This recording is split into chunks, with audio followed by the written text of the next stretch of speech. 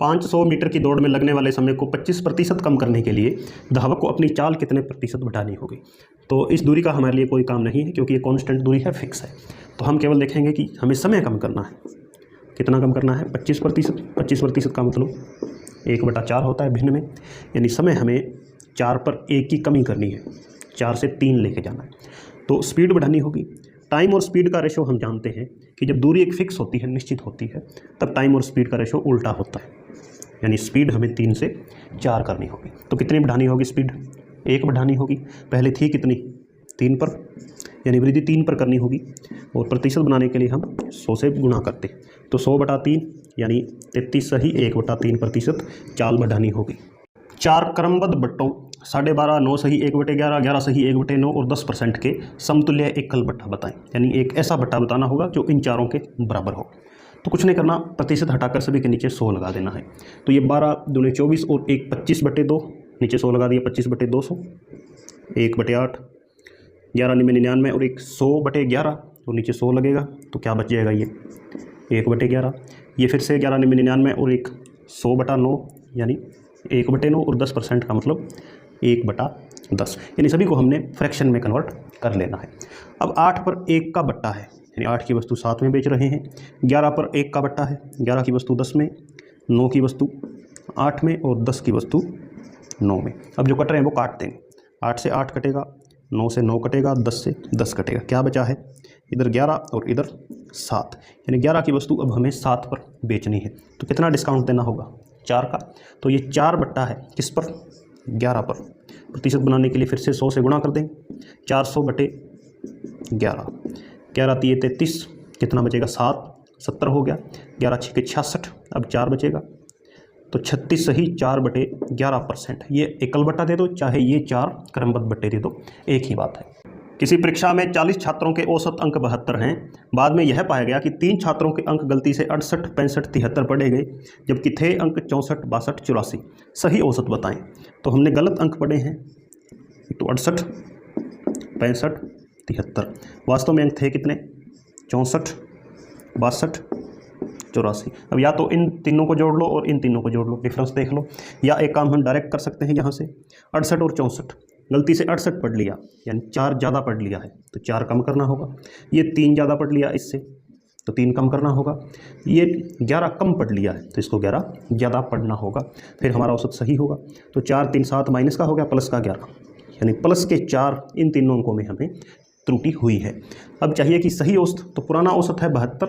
अब ये 4 अंक फालतू आए हैं, इसकी एक अलग औसत बनेगी, यानी ये 4 अंक बढ़ेंगे किस पर? सभी 40 छात्रों पर ये बढ़ेंगे, क्योंकि औसत सभी पर लागू होता है। तो 1/10, यानी 0.1 औसत प्लस करना होगा। तो 72 पहले था, 0.1 और बढ़ गया, तो सही औसत होगा 72.1। एक बर्तन दूध से भरा है, फिर 15 लीटर दूध निकाल इतना ही पानी मिला दिया जाता है। यही कार्य एक बार और किया गया है। अब दूध पानी का अनुपात 16:9 है, तो शुरू में दूध की मात्रा बताएं। तो इस दूध के अनुपात से ही हम क्वेश्चन को देखें। तो अब जो दूध है वो 16 अनुपात है, लेकिन ये 9 क्या है? ये वाटर का अनुपात है। ये 9 कहाँ से आया है? शुरू में जो बर्तन था वो तो पूरा दूध से ही भरा हुआ था, तो ये 9 अनुपात हमने पानी मिलाया है, इसका मतलब 9 ही हमने इसमें से दूध निकाला होगा। तो अब जो दूध 16 है उसमें से हमने 9 दूध निकाल दिया है, तो शुरू में हम कहेंगे कि 16 और 9 25 यूनिट इसमें दूध था। अब कितना बचा है? 16 बचा है, तो हम मिल्क का ही नया और पुराना रेशो लिखेंगे। फिर कहता है यह कार्य एक बार और किया गया, यानी टोटल हमने यह प्रक्रिया 2 बार की है, तो 2 बार के लिए हम इस पर वर्गमूल लगाते हैं। यदि वो कहता 3 बार है, फिर हम इसका क्यूब रूट ले लेंगे। तो 25 का वर्गमूल 5, 16 का वर्गमूल 4। इसका मतलब पहले दूध 5 यूनिट था, अब कितना हो गया है? 4 यूनिट है, तो 1 यूनिट हमने दूध निकाल कर बदल दिया है। क्वेश्चन में कितना है? एक कि वो 15 लीटर दूध, तो 1 की वैल्यू हम 15 लीटर ले लेंगे। पूछा है दूध की मात्रा शुरू में कितनी थी, तो शुरू में 5 यूनिट है, तो 5 की वैल्यू क्या हो जाएगी? 15 5 75, तो शुरू में 75 लीटर दूध था। एक दुकानदार अंकित मूल्य पर 25% का बट्टा देता है और 30% लाभ कमाता है। अगर उसका लाभ 90 रुपये हो तो बट्टा ज्ञात करें। तो पहले बताया है कि 25% उसने डिस्काउंट दिया है, 25% का फ्रैक्शन वैल्यू 1/4, कि यदि 4 उसका MRP है तो 1 उस पर उसने छूट दे दी, वस्तु बेची है 3 यूनिट में। फिर भी 30% का लाभ हुआ है। 30% की फ्रैक्शन वैल्यू यदि हम बनाएं तो वो होती है 3/10, और लाभ हम जानते हैं हमेशा क्रय मूल्य पर होता है कि 10 यदि कॉस्ट प्राइस है तो 3 उस पर लाभ हो गया, वस्तु कितने में बेची है 13 यूनिट में। तो दो विक्रय मूल्य आ गए हमारे पास 3 और 13, इन्हीं को इक्वल करना होगा। वो कैसे होगा, एक तो हमारे पास कॉस्ट प्राइस होता है, एक सेलिंग प्राइस होता है और एक मार्केट प्राइस अंकित मूल्य भी है। अब ये वैल्यू इसमें यदि हम पुट करें तो सेलिंग प्राइस एक तो है 3 और एक है हमारे पास 13। जब सेलिंग प्राइस 3 था तब अंकित मूल्य कितना था 4 था, और जब हमारे पास सेलिंग प्राइस यहाँ 13 है तो क्रय मूल्य कितना है 10 है। तो अब अनुपात को इकट्ठा करना हमें आता है कि ये 3 और 13 ये वैल्यू हम इकट्ठी करते हैं। तो 3 को कर दें यदि हम 13 से गुणा 39 बन जाएगा, 13 को कर दें 3 से गुणा ये भी 39। लेकिन एक चीज़ और जानते हैं कि ये 3 और 13 से गुणा की है ये हम अकेले नहीं कर सकते हैं।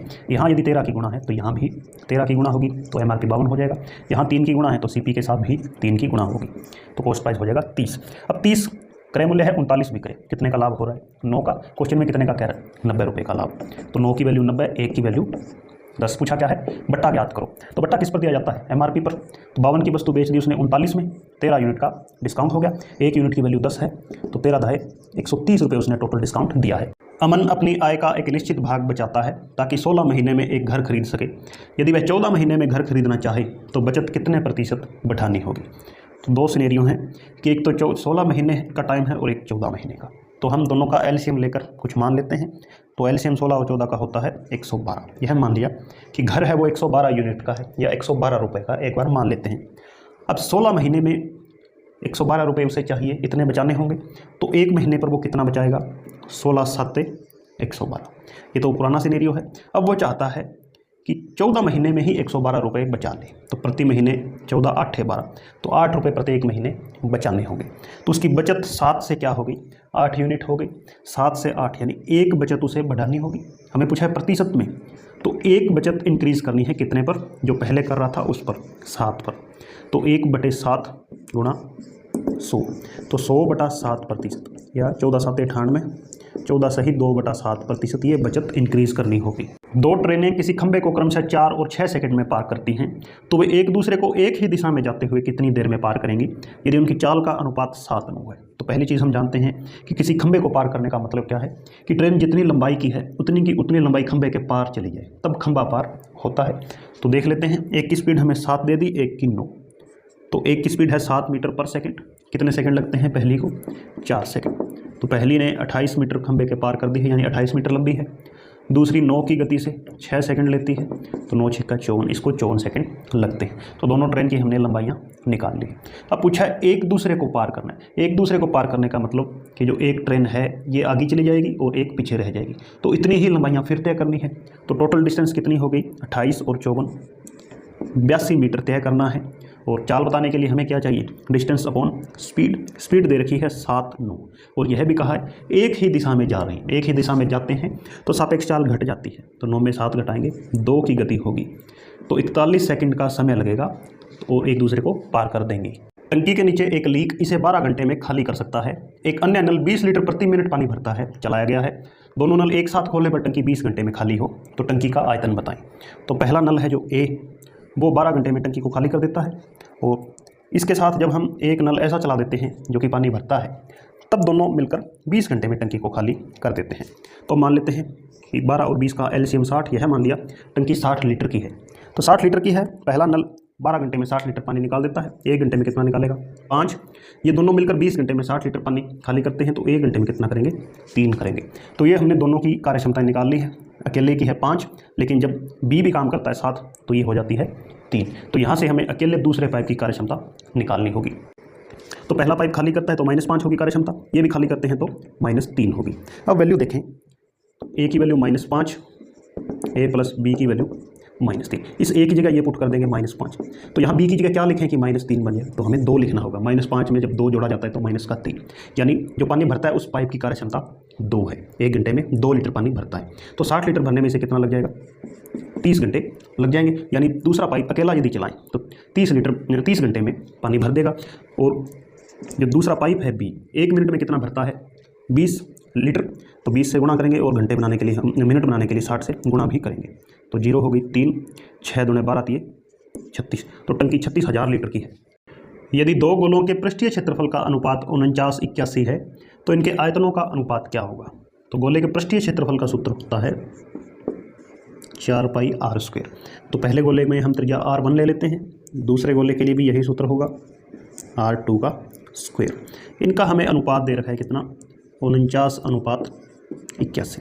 तो 4π से तो 4π कैंसिल हो जाएगा, ये दोनों स्क्वायर इधर आकर क्या बन जाएंगी, अंडर रूट बन जाएगी। तो हम त्रिज्याओं का डायरेक्ट अनुपात निकाल लेंगे, 7, 49 का अंडर रूट 7 और ये 9, त्रिज्या आ गई 7 और 9। अब पूछा है आयतन का अनुपात, जो गोले का आयतन होता है उसमें भी जो भी सूत्र होगा उसमें, तो पाई से पाई फिर से कैंसिल हो जाएगा, केवल क्या बचेगा, r1 और r2। तो ऐसे क्वेश्चन हम डायरेक्ट कर सकते हैं, केवल हम त्रिज्याओं को ही मेंशन करते हैं। तो अनुपात आयतन में हमें पता है कि 3 बार होता है, तो 7 × 7 × 7, नीचे 9 × 9 × 9। तो 7 की क्यूब क्या होती है, ये होती है 343 और 9 की क्यूब होती है 729।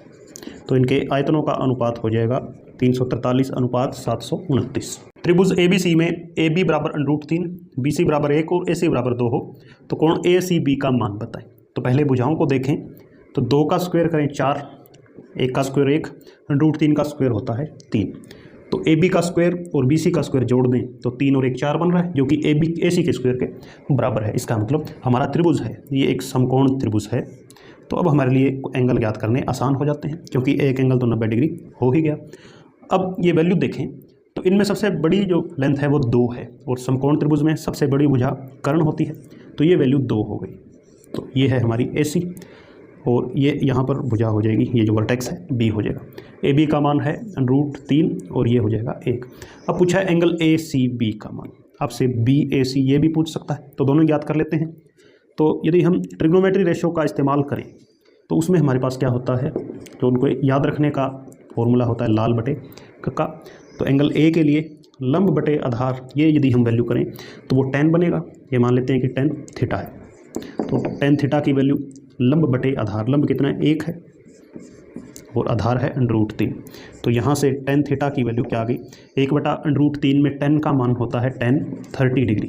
तो यहाँ 10 से 10 कटेगा, थीटा की वैल्यू क्या आएगी 30। तो यदि ये एंगल पूछे तो 30, ये 90 है ही, तो ये कितने बचेगा 60। वैसे ये हम डायरेक्ट भी ज्ञात कर सकते हैं। 9 sin theta plus 2 cos theta upon 9 sin theta minus 2 cos theta, इसकी वैल्यू निकालनी है। और एक चीज़ दे रखिए कि 3 tan थीटा का मान 4 है, तो उसमें तो हम कुछ नहीं कर सकते हैं, इसका यूज़ कर सकते हैं। तो यहाँ हो जाएगा जो tan थीटा है इसका मान हो गया 4, ये 3 हम नीचे ले आएंगे। अब tan थीटा को हम आसानी से sin cos में बदल सकते हैं। tan को क्या लिखा जाता है, sin अपॉन cos थीटा, तो इसका मान है 4/3। इसका मतलब क्या हुआ कि साइन के इक्वल 4 है और कोस के इक्वल 3 है। ये वैल्यू हम इस क्वेश्चन में डायरेक्ट पुट कर सकते हैं। तो 9 साइन की जगह क्या लिखेंगे 4 प्लस 2, कोस की जगह लिखना है 3। यही काम नीचे करना होगा, 9 4 माइनस 2 3। अब इसको सॉल्व कर लेते हैं। तो 9 चौका 36 और 2 3 6 42। 9 चौका 36 में से 6 घटाएंगे तो 30, दोनों कट रहे हैं 6 पर, तो 7/5 ये आंसर हो जाएगा। मोहन ने 8% साधारण ब्याज की दर पर एक राशि लगाई जो 8 वर्षों में बढ़कर 820 हो गई। यदि समान राशि को 10% की दर से 20 वर्षों के लिए लगाया जाता तो राशि कितनी हो जाती। तो काफ़ी अच्छा प्रश्न है, मिश्र धन पर आधारित है, क्योंकि राशि बढ़कर यहाँ 820 हो रही है, यहाँ पूछ लिया कितनी हो जाएगी। तो मूलधन अपने आप में हमें पता है 100% होता है। अब पहली बार जब हमने इस राशि को 8% दर से 8 वर्षों के लिए लगाया तो 8% 8 वर्ष 64% ब्याज बन जाता। 100 राशि खुद थी, 64 इसने ब्याज बना लिया, तो कुल कितनी होगी अमाउंट 164%। लेकिन क्वेश्चन में वो कह रहा है कि राशि बन जाती 820। फिर दूसरी बार इसी राशि को 10% दर पर लगाते 20 वर्ष के लिए, तो 10 × 20 200% ब्याज बन जाता। 100 ये राशि खुद है ही, यानी टोटल अमाउंट हो जाती 300%। या ऐसे समझ लो मूलधन में हम ब्याज जोड़ रहे हैं तो हमें मिश्र धन मिलता जा रहा है। तो इस 300% की वैल्यू हमें ज्ञात कर देनी है। तो 164 की वैल्यू 820, 1 की वैल्यू हो जाएगी 820/164, 300 की वैल्यू हमें ज्ञात करनी है। तो 4 पर काटें या सीधा देख रहे हैं 82 का ये 2 गुना है, तो 82 दूणे 2 से ये कटेगा 150 पर, 1 0 यहाँ मौजूद है, तो ये राशि 1500 रुपये हो जाती है। P का मूल्य Q का 3 गुना है। P को 10% हानि पर तथा Q को इसके मूल्य के 5/4 भाग पर बेचा जाता है। यदि P का विक्रय मूल्य Q के विक्रय मूल्य से 5800 रुपये ज़्यादा हो तो P का क्रय मूल्य बताएं। 2 वस्तुएं हैं हमारे पास P और Q। पहला संबंध क्या है कि P का मूल्य Q का 3 गुना है। तो Q का मूल्य यदि 1 रुपये है या 1 यूनिट है तो P इससे 3 गुना है, 3 है। अब आगे हमें कैलकुलेशन करनी होगी, तो इसको हम 100 मान लेते हैं और इसको 300, इस अनुपात में दोनों को मान लेते हैं। अब P को 10% हानि पर बेचा जाता है, तो 300 का 10% 30 होता है, 30 हानि सहकर बेचा है, तो कितने में बेचा होगा? 270 में। तथा Q को इसके मूल्य के 5/4 भाग पर, यानी 100 की वस्तु 100 के 5/4 भाग पर, तो 125 में इसको बेचा है। अब फिर कहता है P का विक्रय मूल्य Q के विक्रय मूल्य से 5800 ज़्यादा है। तो यहाँ देख रहे हैं P का विक्रय मूल्य 270 और ये 125, कितना ज़्यादा है? 145 ज़्यादा है। क्वेश्चन में रुपयों में कितने में कह रहा है वो? 5800 में। तो हमें बताना है P का क्रय मूल्य, तो P का क्रय मूल्य हमने शुरू में कितना माना था? 300। तो इस 300 की वैल्यू अब हम ज्ञात कर लेते हैं। तो 145 को यदि हम इसका 2 गुना करेंगे तो कितना बनेगा? 290, और फिर 290 का 2 गुना 580, यानी ये इसका डायरेक्ट क्या है? 4 गुना है। तो 300 का 4 गुना कितना हो जाएगा? 300 चौके 1200, ये 40 गुना है, तो 12000 ये हमारा लिए क्या हो जाएगा? P का क्रय मूल्य हो जाएगा। 2 की पावर 256 को 17 से भाग करने पर शेषफल क्या बचेगा? तो 2 की घात 256 है और नीचे है 17। तो एक प्रयास तो यह हो सकता है कि इस 2 को हम कन्वर्ट कर लेते हैं। 2 को या तो हम लिखेंगे 16 या बना देंगे 18, क्योंकि 16 में फिर 17 का भाग दे सकते हैं, -1 शेष बचेगा, यहाँ +1 शेष बचेगा। तो ऊपर पावर है, इसका हमें इस्तेमाल करना होगा। तो 2 की पावर यदि हम 16 बनाएं तो 2 की पावर कितनी लेनी होगी? 4 लेनी होगी। तो 2 की पावर 4, ऊपर कुछ पावर आएगी और उस पावर और इस पावर की गुणा होकर कितना बन जाना चाहिए वापस? 256। तो 256 में यदि हम 4 का भाग देकर देखें तो 4 छिक्के 24 और 16, यानी पावर कितनी आ गई? ऊपर 64 आ गई। तो हमारा अब क्वेश्चन सही बनेगा कि 64 चौके 256 होते हैं और नीचे 2 बचा रहे। तो अब 2 की पावर 4 को लिखा 16, ऊपर पावर है 64 और भाग करना है 17 से। 16 की पावर 64 का मतलब 16 गुणा 16 गुणा 16, इस तरह 64 बार हमने लिखा है।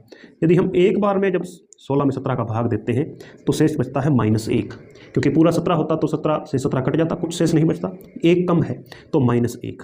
तो -1 शेष बचेगा हर बार, कितनी बार? 64 बार। तो -1 की गुणा जब -1 में ही 64 बार करेंगे तो 1 की पावर कितनी? 1 ही आएगा। यदि ये सम है तो यहाँ हमारा आंसर क्या हो जाएगा? +1 हो जाएगा। तो 1 शेष बचेगा। एक आदमी 4 किलोमीटर प्रति घंटा की गति से एक दूरी को 6 घंटे 15 मिनट में तय करता है। यदि वह इसी दूरी को 5 घंटे 10 मिनट में तय करे तब उसकी चाल क्या होगी?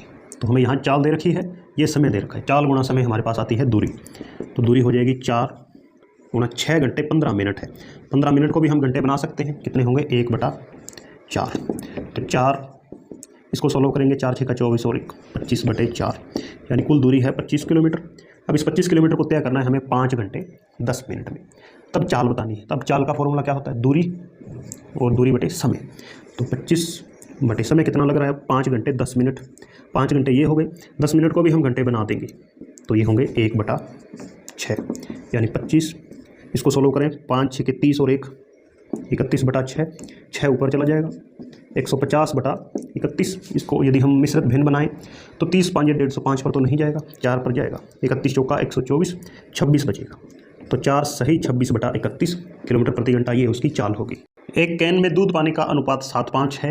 यदि 9 लीटर दूध को पानी से बदल दें तो अनुपात 7:9 हो जाता है। शुरू में कैन में कितना दूध था?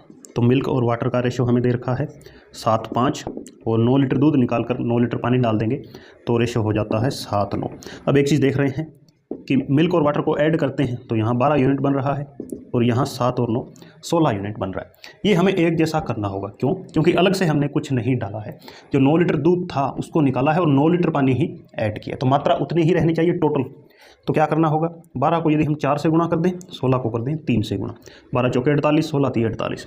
तो यही 4 3 की गुणा अंदर होगी। पहले भाग में 4 4 से गुणा और दूसरी बार करेंगे 3 3 से गुणा। अब नया अनुपात बनेगा। ये क्या है? मिल्क और वाटर का पहले रेशो था 28-20, अब गुणा होके कितना हो गया? 21 और 27। अब देख रहे हैं कि यहाँ हमने मिल्क 7 यूनिट घटा दिया है, वाटर 7 यूनिट बढ़ा दिया है, यानी 7 निकाल के 7 इधर डाल दिया है। तो 7 डाला है और 7 निकाला, लेकिन क्वेश्चन में क्या कह रहा है? 9 लीटर से ये बदलना था, तो 7 की वैल्यू क्या हो जाएगी? 9 हो जाएगी। पूछा क्या है? शुरू में कैन में कितना दूध था? तो शुरू में यहाँ देख रहे पहले 28 था, तो 28 की वैल्यू क्या हो जाएगी? 7 की वैल्यू 9 है, तो 7 चौके 28, तो 9 चौके 36, तो शुरू में 36 लीटर दूध था। दो संख्याएं एक तीसरी संख्या से क्रमशः 61% और 35% कम हैं। पहली संख्या दूसरी संख्या का कितना प्रतिशत है? तो 3 संख्याएं हैं हमारे पास, जो 2 संख्याएं हैं तीसरी से कम है। तीसरी हमने मान ली 100 है, तो पहली संख्या है ये तो 61% कम है। 100 का 61% 61 ही होता है, तो 61 घटा दो, पहली संख्या हो जाएगी 39। दूसरी 35% कम है, वो हो जाएगी 65। 100 में से 35 घटा देंगे तो। अब पूछा है पहली संख्या दूसरी का कितना प्रतिशत है। पहली संख्या दूसरी का मतलब हमेशा गुणा होता है, तो मान लेते हैं x%। परसेंट के लिए हम लगा देंगे नीचे 100। अब इसको यदि हम 16 करें, 13 3 39, 13 5 65, 5 से ये कटेगा 20, 20 दिए 60%, ये आंसर होगा। एक समद्विबाहु त्रिभुज में शीर्ष कोण आधार के कोणों के योग का 4 गुना है, तो शीर्ष कोण के वर्गमूल का माप बताएं। समद्विबाहु त्रिभुज है, तो समद्विबाहु त्रिभुज में हमें पता है कि दो भुजाएं समान होती हैं, तो ये भुजा और ये भुजा हमने मान ली कि बराबर है, तो इनके आमने सामने के कोण भी बराबर हो जाएंगे। ये यदि x माने तो ये भी क्या हो जाएगा, x हो जाएगा। अब जो शीर्ष का कोण है ये इन दोनों के जोड़ का 4 गुना है, दोनों को जोड़ दें, 2x का 4 गुना 8x। अब त्रिभुज के तीनों कोणों का जोड़ होता है 180 डिग्री। यहाँ कोण कितना, जोड़ कितना बन रहा है, 8x 9x और 10x, यानी x का मान आ गया 18 डिग्री। पूछा क्या है, शीर्ष कोण के वर्गमूल का माप क्या होगा। तो शीर्ष कोण 8x है, x का मान है 18, इसका वर्गमूल चाहिए, तो 18 8 है 144, 144 का वर्गमूल 12, ये आंसर हो जाएगा। एक दुकानदार 19% कम वजन का प्रयोग करता है, वस्तु को बेचते समय 35% लाभ कमाता है, दुकानदार का शुद्ध लाभ प्रतिशत बताएं। तो दुकानदार ने जब वस्तु खरीदी होगी तब उसका मूल्य अपने आप में 100% रहा होगा। उसके बाद जब उसने ग्राहक को बेची तो बेचते समय 35% का लाभ है, यानी 100% की वस्तु 135% मूल्य पर बेची है। लेकिन एक चीज़ और है, वजन का प्रयोग भी 19% कम किया है, तो ये 19% भी दुकानदार का ही लाभ होगा। किस में होगा, ये कॉस्ट प्राइस में होगा, यानी दुकानदार को वह वस्तु वास्तव में 19% कम में पड़ी है, तो 81% उसके लिए CP हो जाएगा दुकानदार के लिए। तो 81 की वस्तु वो 135 में बेच रहा है, तो CP अपॉन SP रेशो बनाए यदि 81/135, 27 पर कट जाएंगे दोनों, 3/5, यानी 3 की वस्तु 5 में बेच रहा है, तो कितना लाभ कमा रहा है, 2। प्रतिशत में बताएं यदि, तो 2 प्रतिशत निकलता है CP पर 2/3 गुणा 100, 200/3 66.67%, ये उसे एक्चुअल में लाभ हो रहा है। 4 वर्ष पूर्व A की आयु B की आयु की 4 गुनी थी, अब से 7 वर्ष बाद A की आयु B की आयु की 3 गुनी हो जाएगी, तो उनकी वर्तमान आयु का योग बताएं। तो दो व्यक्ति हैं A B, पहले देखा 4 वर्ष पूर्व B की आयु से A की आयु 4 गुनी है, तो B की आयु 1 यूनिट माने तो A 4 गुना हो जाएगा, 4 हो जाएगा। अब 7 साल बाद 3 गुनी हो जाएगी, B को फिर से 1 यूनिट माने तो A की आयु हो जाएगी 3, 1 का 3 गुना 3। अब ऐसे सवालों में हमेशा अंतर देखना होता है वर्तमान और पूर्व आयु का। यहाँ देख रहे हैं अंतर कितना है, 1 का अंतर है, यहाँ अंतर 0 का है, तो इस अंतर को हमें बराबर कर लेना होगा। ये अंतर बराबर कैसे होता है, जो ये अंतर है दोनों व्यक्तियों की आयु का, पुरानी और नई, ये यदि हम बराबर कर लें तो 4 और 1 3 का अंतर है, यहाँ 2 का अंतर है, तो ये बराबर कैसे होगा, यदि हम इसको तो कर दें 2 से गुणा, तो इसको कर दें 3 से गुणा दोनों तरफ, तो यहाँ देखें अनुपात क्या बनेगा, यहाँ 2 से गुणा होगी, 2 चौके 8 और 2 एकम 2, इधर 3 से गुणा होगी 9 और 3 एकम 3। अब चेक कर सकते हैं 8 से 9, 2 से 3, 1 का अंतर है, दोनों तरफ बराबर है, तो 1 का अंतर है 8 से 9, 2 से 3। क्वेश्चन में कितना कह रहा है वो, 4 वर्ष पूर्व और 7 साल बाद, तो 4 और 7 11 साल का अंतर हो जाएगा, तो 1 यूनिट को हम पुट कर देंगे 11 साल के बराबर। और यदि पुरानी आयु पूछे, पुरानी आयु का योग, तो 8 और 2 10 यूनिट, 1 यूनिट की वैल्यू 11, यानी 4 साल पहले दोनों की आयु का जोड़ 110 वर्ष था। वर्तमान पूछ रहा है, ये 4 साल पहले की आई है, तो वर्तमान में क्या है, दोनों 4 साल बड़े हो गए, तो दोनों 8 वर्ष और बड़े हो जाएंगे, तो 118 वर्ष ये वर्तमान आयु का योग है। 2 अंकों की संख्या के अंकों का योग 9 है, अंक पलट दें तो संख्या 27 बढ़ जाती है, संख्या क्या है, तो ऐसे क्वेश्चन ऑप्शन से बहुत जल्दी हो जाते हैं। अंकों का योग 9 है, तो 5 4 9, यहाँ भी 9, सभी जगह 9 है। फिर कहता है अंक पलट दें तो संख्या 27 बढ़ जाती है, यदि इसके हम अंक पलट दें, 4 पहले 5 लिखें तो संख्या घट रही है, तो ये ऑप्शन नहीं होगा। इसी तरह 63 में इसके अंक पलट देंगे, संख्या 36 बन रही है तो घट रही है, तो 2 ऑप्शन तो कैंसिल हो गए। इसको यदि पलटेंगे तो बनेगी 54, कितनी बढ़ रही है 9, लेकिन वो कहता है 27 बढ़ती है, इसका मतलब ये हमारा आंसर हो जाएगा। एक अस्पताल में एक रोगी को 7 सेंटीमीटर व्यास वाले एक बेलनाकार कप में चाय दी जाती है, यदि कप 4 सेंटीमीटर ऊंचाई तक भरा जाए तो 180 रोगियों के लिए कुल कितना लीटर चाय चाहिए यदि प्रतिदिन एक बार ही चाय दी जाती हो। तो चाय का कप है वो बेलनाकार है, बेलन का आयतन होता है πr²h, तो पाई का मान 22/7 लेते हुए, आर रेडियस त्रिज्या चाहिए, व्यास दे रखा है 7, तो व्यास का आधा त्रिज्या हो जाएगी, तो r² भी लिख दिया। h कप में चाय की ऊंचाई है 4 सेंटीमीटर, तो यहाँ से डायरेक्ट आंसर निकल जाएगा। 2 × 2 4 से 4 कैंसिल, 7 से 7 कैंसिल, ये आ गया एक रोगी के लिए चाय। कुल रोगी कितने हैं 180 हैं, तो 180 से इसे गुणा कर देंगे। तो 22 साते होते हैं 154 गुणा 180 0, 18 चौके 72 हासिल 7, 18 पंजे 90, 7 97 हासिल 9, 18 एकम 18 और 9 27। ये 27 720 है। ये किस में आया है? ये सभी कैलकुलेशन हमने किस में की है? सेंटीमीटर में की है। तो ये आया है हमारे पास सेंटीमीटर क्यूब। हमें पूछा है कितने लीटर चाहिए, तो 1 लीटर में 1000 सेंटीमीटर क्यूब होते हैं, तो इसे हम 1000 से भाग कर देंगे, तो यहाँ पॉइंट लग जाएगा 3 के बाद। तो 27.72 लीटर चाहिए। 8 की पावर 6 प्लस 1 को 7 से विभाजित करने पर शेष क्या बचेगा? तो पहले हम देखें 8 की पावर 6 को यदि 7 से भाग करें। अब पावर चाहे कितनी भी बड़ी हो, 6 हो, 600 हो, 6000 हो, हमेशा हम पावर को 4 से भाग दे देते हैं और देखते हैं शेष क्या बचता है। तो 4 एकम 4 कितना शेष बचेगा? 2। यानी अब हमारा क्वेश्चन क्या बन गया? 8 की पावर 2 को 7 से भाग करना है। 4 से भाग क्यों करते हैं? क्योंकि प्रत्येक 4 के बाद पावर में जो पावर सॉल्व होती है तो अंतिम अंक रिपीट होने लगता है। तो 8 की पावर 2 हमें पता है कितनी होती है? 64/7। 7 निम्मा 63, कितना शेष बचेगा? 1, और 1 प्लस में ये है 1 और 1 2। तो यानी ये सारा क्या बन चुका है? ऊपर 2 बन चुका है। इसे अब 7 से भाग देना है। तो 2 में यदि हम 7 का भाग दें तो भाग जा नहीं रहा, टूटे भाग की 0 लगती है, तो कितना शेष बचेगा? 2। तो हमारा आंसर क्या हो जाएगा? 2। 55 कारीगर एक मकान 16 दिन में बनाते हैं। 10 दिन में वही मकान बनाने के लिए कितने कारीगर और चाहिए? तो पहले हमारे पास 55 कारीगर हैं, उन्हें मकान बनाने में लग जाते हैं 16 दिन। तो 16 को इससे गुणा करें, 16 पंजे 80 और 16 पंजे 80 और 8 88। ये 880 ये हमारा कुल काम हो जाएगा। जब हम व्यक्तियों की संख्या को दिनों से गुणा करते हैं तो कुल काम निकल कर आता है। तो अब 880 काम करना है कितने दिन में? 10 दिन में। और जब कुल काम को हम दिनों की संख्या से भाग देते हैं तो हमारे पास व्यक्तियों की संख्या निकल कर आती है। यानी वही मकान 10 दिन में बनाना है तो 88 हमें कारीगर चाहिए। 55 हमारे पास पहले ही है, तो हमें कितने और चाहिए? 33 कारीगर और चाहिए। एक घनाभाकार वाटर प्योरीफायर में 10 लीटर पानी आ सकता है यदि इसकी चौड़ाई ऊंचाई की 1/5 है तथा इसकी लंबाई चौड़ाई प्लस ऊंचाई का 1/3 है, तो टैंक की विमाएं ज्ञात करें। पहले दे रखा है चौड़ाई ऊंचाई का 1/5 है, तो जिस का लिखा होता है उसको हम नीचे वाला मानते हैं कि 5 ऊंचाई होगी तो 1 हमारी चौड़ाई हो जाएगी। या 5 का यदि हम 1/5 लेंगे, यह माने कि 5 हमारी ऊंचाई है तो इसका 1/5 1 चौड़ाई हो जाएगी। इस तरह से हमें इनको लेना होता है। लंबाई और चौड़ाई प्लस ऊंचाई का 1/3 है, तो ये यदि हम 3 माने तो 3 का 1/3 1 हो जाएगा। अब यहाँ पर देखें कि इन दोनों का जोड़ तो 5 और 1 6 आ रहा है चौड़ाई ऊंचाई का।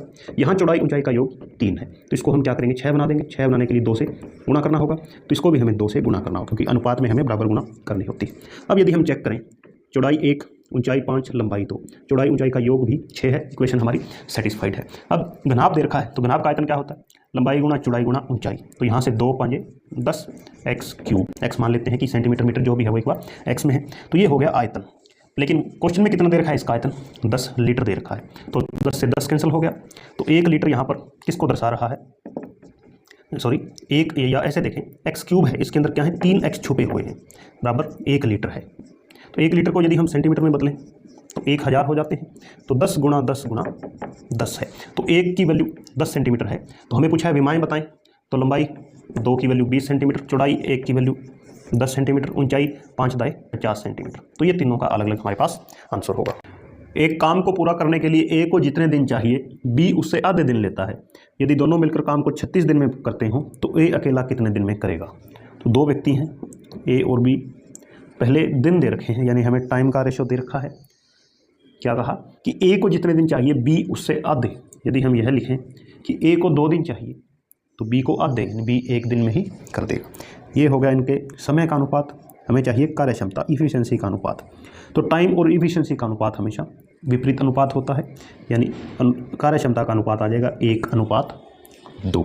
तो टोटल कार्यक्षमता दोनों की कितनी होगी? 2 और 1 3। टोटल क्यों निकाली है? क्योंकि दोनों मिलकर काम को 36 दिन में पूरा कर सकते हैं। तो 3 कार्यक्षमता के साथ 36 दिन में वे कुल कितना काम कर देंगे? 108। तो टोटल वर्क हमने निकाल लिया है। अब पूछा है A अकेला कितने दिन में, तो A की कार्यक्षमता क्या है? 1 है, तो 1 से भाग देंगे तो A को लग जाएंगे 108 दिन अकेले। यदि रोहन 6 किलोमीटर प्रति घंटे की गति से चले तो 2 मिनट लेट हो जाता है। यदि वह 8 किलोमीटर प्रति घंटा की गति से चले तो 3 मिनट जल्दी पहुँच जाता है। दूरी कितनी है? तो पहले तो हमें स्पीड दे रखी है कि एक बार तो वो जाता है 6 से, दूसरी बार 8 की गति से। अब टाइम निकालेंगे। स्पीड का रेशो हो गया 6:8। स्पीड और टाइम का रेशो है वो उल्टा होता है, यानी जब स्पीड कम थी तब इसे टाइम ज़्यादा लगेगा और स्पीड बढ़ गई तो टाइम कम लगेगा, यानी ठीक इसी अनुपात में हमें उल्टा कर देना है। अब टाइम में हम देख रहे हैं कि 2 यूनिट का अंतर है। टाइम 8 लग रहा था, अब 6 लगा है। और क्वेश्चन में क्या कर रहा है कि 2 मिनट लेट और 3 मिनट जल्दी। 2 मिनट लेट और 3 मिनट जल्दी का मतलब टोटल अंतर हो गया 5 मिनट का। तो 2 यूनिट यहाँ अंतर आ रहा है, मिनट में अंतर आ रहा है 5 मिनट का। अब ये जो चाल है ये हमारे घंटे में है, तो इस 5 मिनट को हम क्या लिखेंगे, 5/60। तो इसके हमने घंटे बना लिए हैं। तो 2 यूनिट की वैल्यू 5/60। हमें पूछा है दूरी कितनी है। दूरी क्या होती है, स्पीड और टाइम की गुणा होती है। तो 6 × 8 48 यूनिट है। तो 48 यूनिट की दूरी हम याद कर देते हैं। तो 2 की 5/60 है, 2 का ये हो रहा है 24 गुना। तो इसको भी हम क्या कर देंगे, 24 गुना कर देंगे। 24 × 5 = 120, 120/60, 2 किलोमीटर ये दूरी है।